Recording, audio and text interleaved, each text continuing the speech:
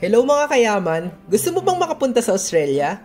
Well, sa bidyong ito ay tatalakayin natin ang mga requirements para makapunta tayo sa Land Down Under. Mahal kong Pilipinas, mahal mo ba ako?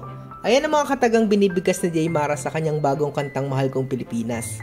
Ito nga ay salamin ng katotohanan dahil tunay ngang mahirap ang mabuhay dito. Kaya marami na lamang ang pinipiling mga ibang bansa at isa na nga na dito ang Australia. Sa bidyong ito ay titignan natin ang mga kailangan mong gawin at kung ano nga ba ang mga hinahanap para makapunta sa bansang Australia. Pero bago ko simulan ang video na ito ay sana'y mag-subscribe muna kayo sa channel dahil malaking tulong ito sa atin. Isang malaking disclaimer, ako ay hindi isang registered migration agent. Ako ay isang CPA na nakapunta sa Australia at ibabahagi ko lamang ang mga tips kung paano ako nakakuha ng trabaho dito.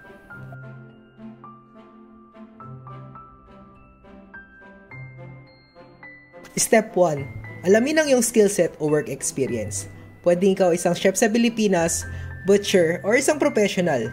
Tandaan mo na ang hinahanap nila ay yung may mga skill na may shortage sa kanilang bansa at hindi na nila kailangan pang i-train pagdating doon.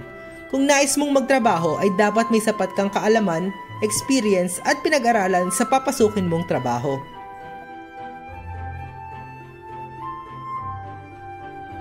Step 2. Tignan mo kung nasa listahan ba ng skill shortage ang skill set o work experience mo. Makikita mo ito sa immigration website ng Australia. Ilalagay ko rin ito sa description ng aking YouTube video.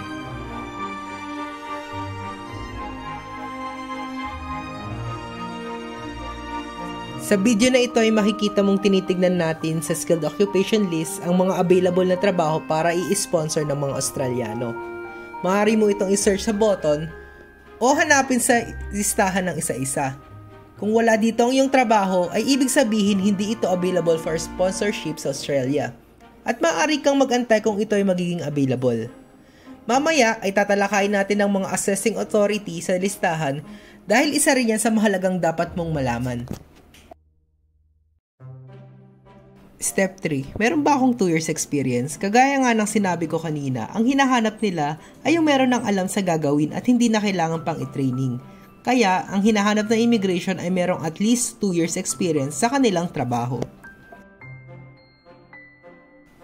Step 4. Ang pinaka-importante at ang pinaka-mahirap ay ang maghanap ng sponsor. Maaari kang humanap ng trabaho sa mga job hunting website ng Australia.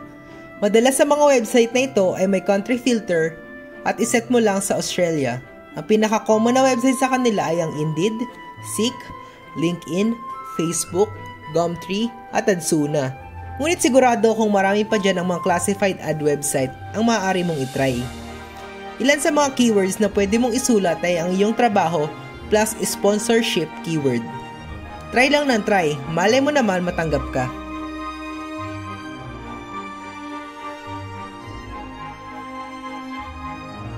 Step 5. Kung makahanap ka man ng sponsor, ay sabihin mo na lang sa kanya na maghanap kayo ng visa agent para less hassle. Dahil siguradong kailangan mo na mag-take ng skills assessment.